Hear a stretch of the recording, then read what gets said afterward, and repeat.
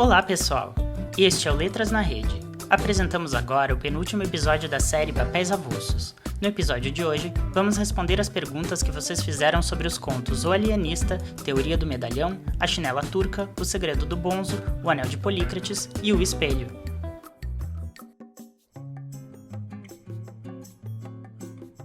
Denise, a Isabela Yumi disse que você comentou que o alienista possui forma de crônica histórica e perguntou: como é isso? Nossa, que boa pergunta sobre a forma do texto. Em Papéis Avulsos, o Machado experimenta com uma variedade de formas possíveis para a narrativa curta. Vários contos se utilizam de gêneros conhecidos, como carta, palestra e até capítulo da Bíblia. E o alienista, ele vai parodiar a crônica histórica. Como o nome já deixa bem claro, estamos diante de um gênero narrativo histórico. Mas o que vai caracterizar a crônica? Ela vai fazer um relato de eventos ou da vida de figuras históricas de destaque na ordem cronológica dos acontecimentos. A palavra crônica vem do grego cronos, o tempo. Assim, os cronistas históricos vão se preocupar com aqueles episódios vinculados à tradição dos vencedores, ou seja, os reis e seus grandes feitos, os reinos e suas vitórias. Além disso, eles constroem sua narrativa com agudeza e expressividade, sinalizando a preocupação com os princípios da retórica, a arte da palavra. Tudo envolve grandeza e importância. A crônica histórica foi uma importante tradição medieval na Europa que teve expressão em Portugal nos séculos XIV e XV, com cronistas contratados pela corte para escrever a história de seus reis e de suas glórias.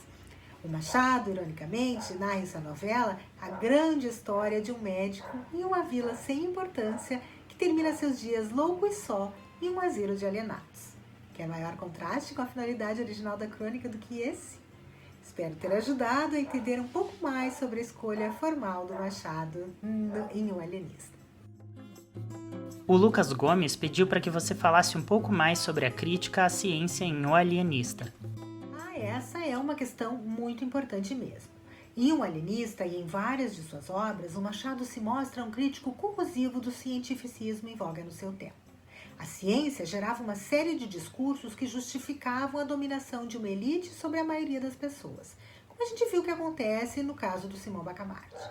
Vocês sabiam que existiram no século XIX as mais absurdas teses, muitas ligadas diretamente ao racismo, para fazer a defesa científica da escravidão?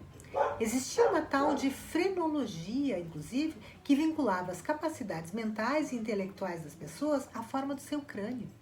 Em uma famosa cena de Django Livre, do Quentin Tarantino, a personagem do Léo DiCaprio explica essa pseudociência a seus convidados como forma de justificar a escravização de negros africanos. Voltando ao alienista, a gente pode perceber que o Machado destaca a impossibilidade de compreender ou definir a loucura, cujo sentido desliza conforme as circunstâncias, muitas vezes conforme os interesses políticos. Lá pelas tantas, o vigário, confuso com a internação de um dos jovens da vila, menciona a Torre de Babel. Eu vou ler um pouquinho esse trechinho para vocês porque é bem interessante. O vigário diz assim: só se pode explicar pela confusão das línguas na Torre de Babel, segundo nos conta a Escritura. Provavelmente, confundidas antigamente as línguas, é fácil trocá-las agora, desde que a razão não trabalhe.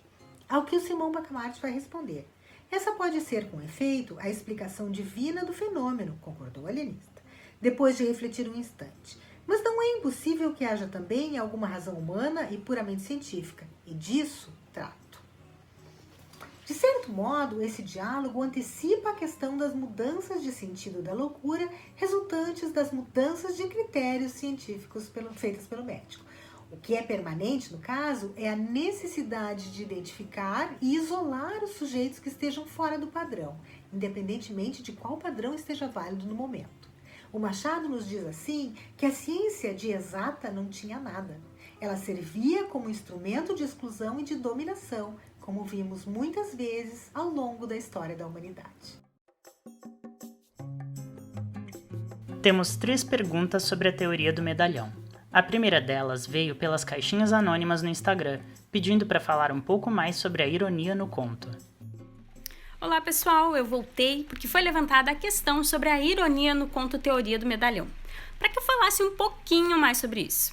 Então, a A ironia é feita nesse jogo de inversões, quando o pai fala para o filho uma coisa querendo dizer outra. Por exemplo, quando ele diz que o filho tem ou é dotado de uma característica fundamental para o ofício do medalhão, ou seja, a mais perfeita inópia mental, o pai está querendo dizer que o filho é um idiota. É isso aí. Mas é isso que vai servir para o garoto ter sucesso nessa tarefa, uma vez que a ignorância e a frivolidade são fundamentais nessa sociedade que o texto, que Machado descreve, justamente nessas inversões de sentido. Então, ele zomba da sociedade, ou seja, ele critica por meio desse tom engraçado que a gente percebe na aparente seriedade da conversa, que traz no conteúdo o oposto do que está sendo dito. É isso. Cristine, a Camila Valcanover, pelo YouTube, perguntou se temos em Teoria do Medalhão um projeto para um Cubas, em referência a Memórias Póstumas de Brás Cubas, outra obra de Machado de Assis. Vejamos.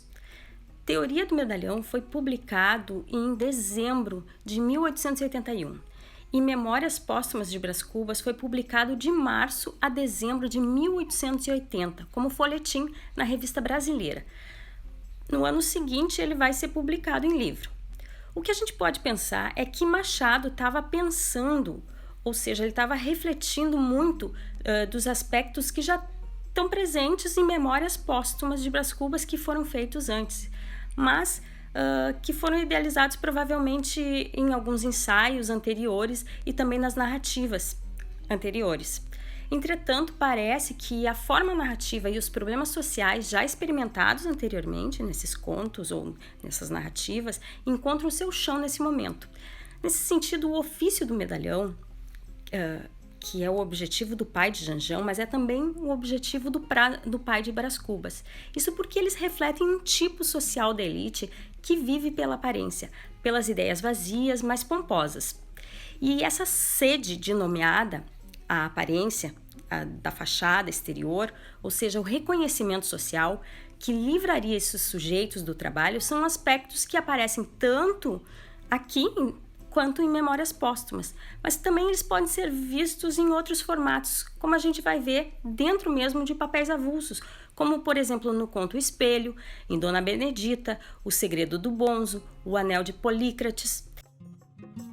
A Fernanda Correia quer saber o seguinte: você diria que Teoria do Medalhão é justamente uma teoria por funcionar como chave de leitura para outros contos e especialmente para os romances de Machado?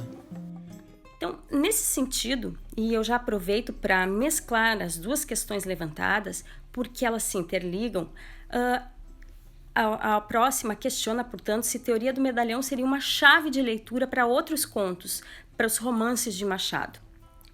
Machado estava buscando, então, de certa forma, ou melhor, de formas distintas em diferentes textos, ele estava buscando tratar da contradição entre ser brasileiro e cultuar valores europeus civilizados, mas que conviviam com a escravidão.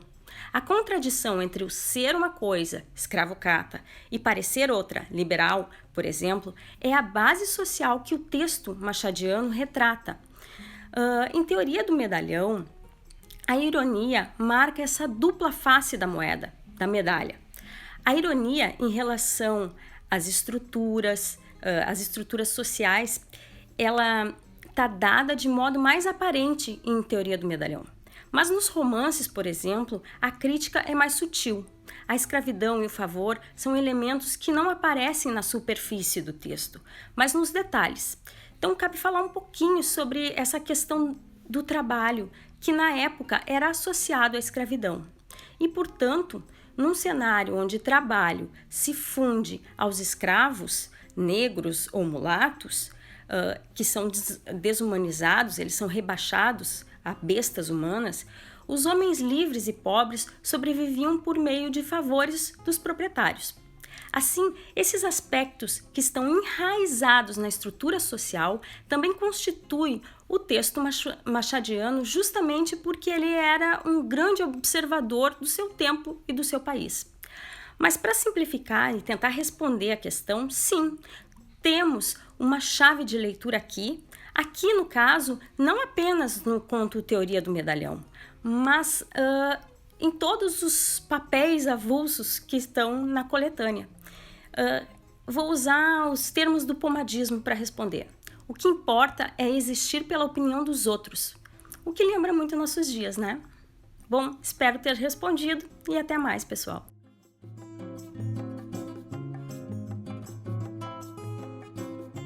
A Daniele vai responder a pergunta do Eric Cabelo, que disse o seguinte sobre o conto A Chinela Turca.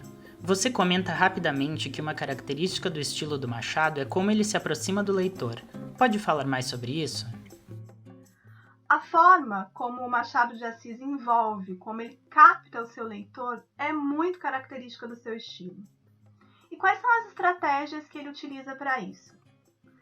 Bom, ele se dirige diretamente ao leitor, quase que chamando o leitor pelo nome mesmo, né? Ele interpela esse leitor empregando as palavras leitor, leitora. No livro Papéis Avulsos nós temos vários exemplos disso. Lá em O Alienista nós temos o trecho: e agora prepare-se o leitor para o mesmo assombro em que ficou a vila. Em Dona Benedita nós temos: convido a leitora a observar-lhe as feições. Ou em Verba Testamentária, onde lemos: sim, leitor amado, vamos entrar em plena patologia. Como a Sofia disse no episódio sobre o conto Verba Testamentária, é como se o Machado tomasse o leitor pelas mãos. Ele também utiliza verbos em segunda pessoa e no imperativo, sempre buscando estabelecer essa aproximação. No conto Alienista, ele vai, em determinado momento, dizer: agora, se imaginais que o alienista ficou radiante ao ver sair o último hóspede da Casa Verde, mostrais com isso que ainda não conheceis o nosso homem. Olha o uso desse imaginais, mostrais, conheceis.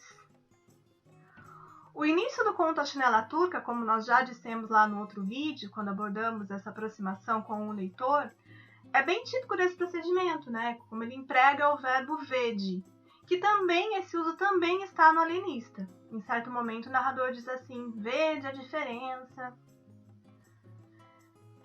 Então, o Machado literalmente coloca o narrador para falar com o leitor.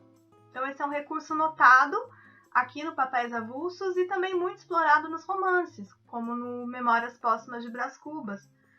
Por exemplo, recurso esse que cria um efeito de aproximação, uma quase imersão mesmo e adesão do leitor ao ponto de vista do narrador.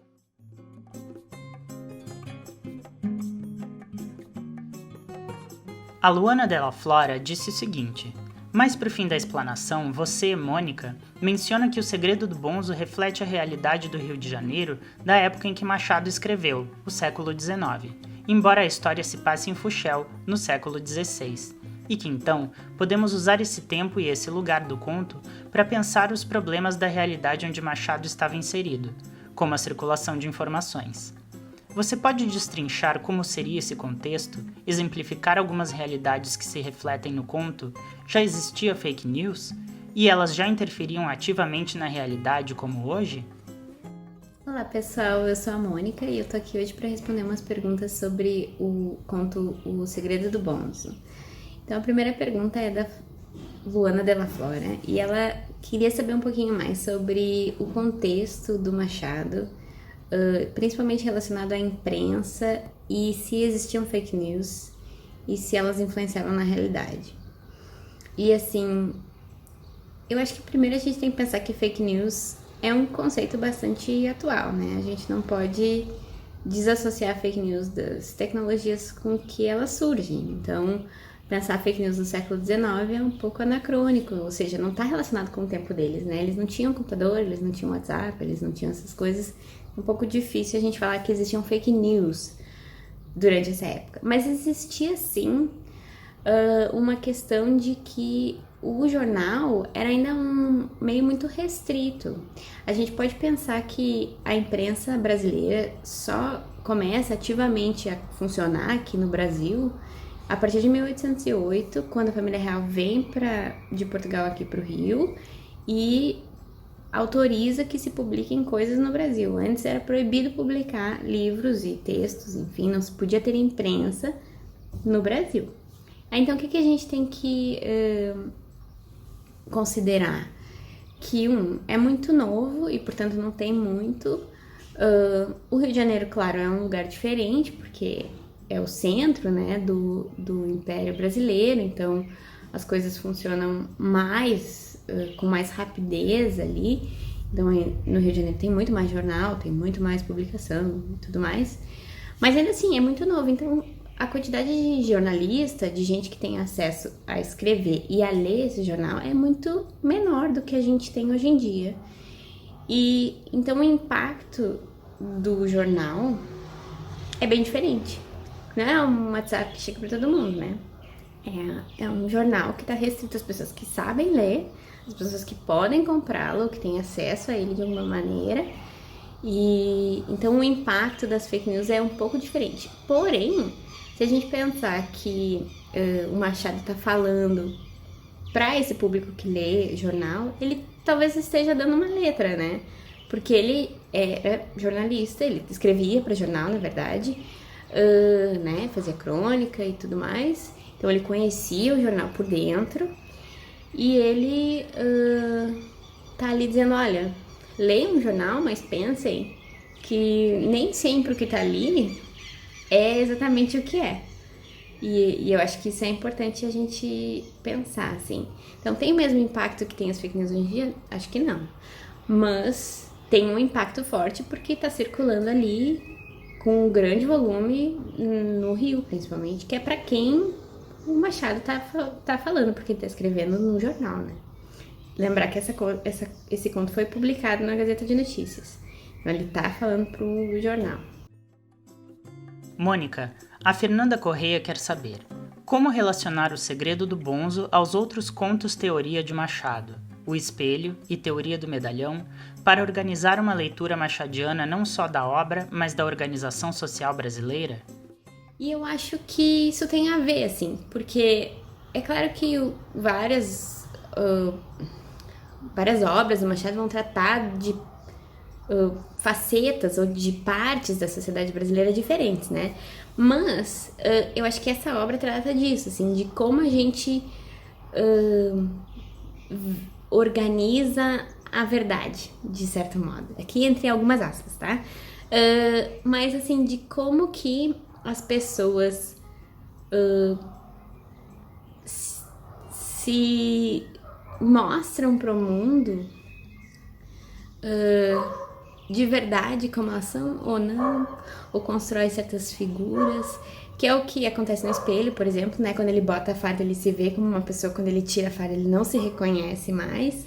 E aqui também, assim, quando o Bonzo diz, bom, o que a gente fala é mais fácil da gente demonstrar, enfim, da gente fazer aquilo valer, do que realmente ir atrás de uma verdade no mundo, é uma construção, né? É um jeito dele botar uma farda também e dizer, olha, tô botando essa farda aqui a gente reconhece uma verdade então é mais fácil eu só botar a farda e não realmente pensar no que é de verdade que tá acontecendo. E eu acho que isso que o Machado tá chamando a atenção nessa obra e em outras obras, se a gente pensar no Dom Casmurro, o livro todo é sobre isso, né? Quem é que pode falar? Quem é que fala a verdade? Quem é que diz? E como é que a gente vai ler? A gente vai ler isso como verdade ou a gente vai ler isso com desconfiança? O Memórias Póstumas também vai ter isso quando o Brás faz o seu emplastro lá e é verdade ou, enfim, é uma enganação, ele tá ali só tentando passar a perna, né, e ganhar dinheiro. E eu acho que ele tá um pouco falando desse aspecto da sociedade brasileira, assim, de quanto as pessoas estão preocupadas mais com a farda, com o discurso e não tão preocupadas com o cerne, né, a essência da questão, a verdade no mundo, ou uma verdade no mundo, né?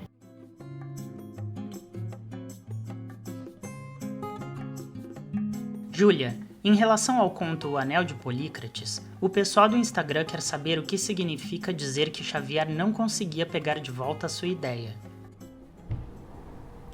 Então, pessoal, o que significa dizer que Xavier não conseguia pegar de volta sua ideia? Como se a ideia fosse uma coisa física, que estivesse no ar, que estivesse ao redor dele, ele pudesse pegá-la e colocá-la em sua mão, assim como ele usa a referência ao anel de Polícrates, que a ideia não voltava a entrar no seu dedo como o anel volta a entrar no dedo de Polícrates. O que significa isso?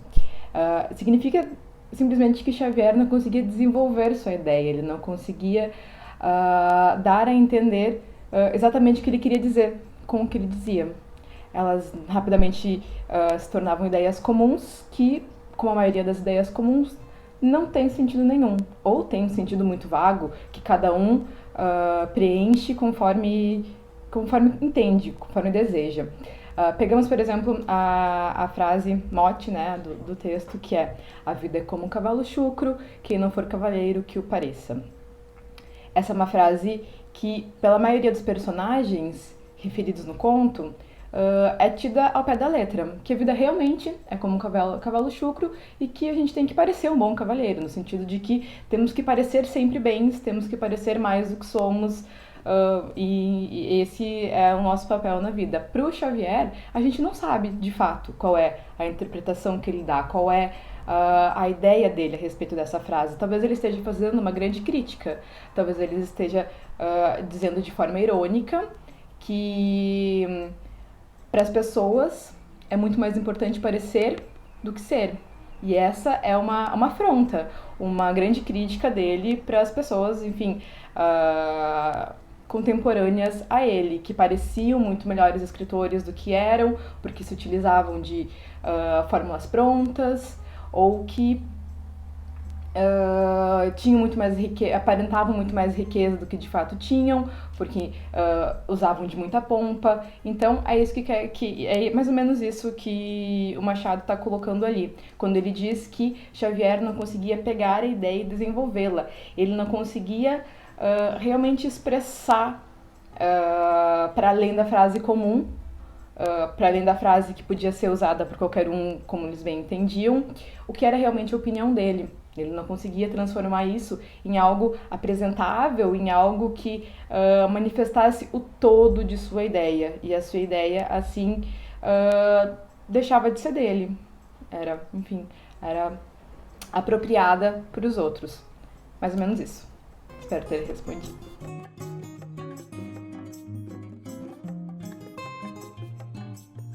Marina, a Ana Paula Ramos fez uma pergunta sobre o espelho. Qual a importância da Dona Marcolina para o conto? Olá pessoal, eu sou a Marina e hoje vou responder a questão sobre o espelho. A Ana Paula pergunta sobre a importância da Dona Marcolina para o conto. Lembrando que a Dona Marcolina, ela é tia do personagem principal, que é o Jacobina, e ela é a pessoa que mais vai fazer agrados ao Jacobina quando ele chega lá para passar uma temporada no sítio dela. Ela faz muitos agrados, chama ele de Senhor Alferes, presenteia-o com um grande espelho, e é nesse espelho que ele vai perceber definitivamente essa duplicidade da alma humana, né? Então ele, quando vai vestir a farda na frente do espelho, ele vai ver perfeitamente, e sem a farda a imagem não é nem um pouco nítida, tá? Então a importância dela é ela ser a pessoa que mais vai nutrir essa vaidade no Jacobina. Por hoje é isso, pessoal. O episódio de hoje também está disponível em podcast no Spotify.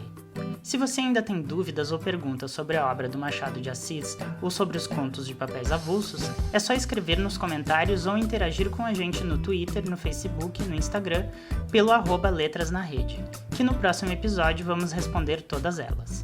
E para quem ainda não se inscreveu no nosso canal, aproveite para fazer isso agora e ficar por dentro de nossos próximos episódios, sobre as leituras obrigatórias do vestibular da URGS 2021. Todas as terças e quintas trazemos novidades por aqui. Até mais!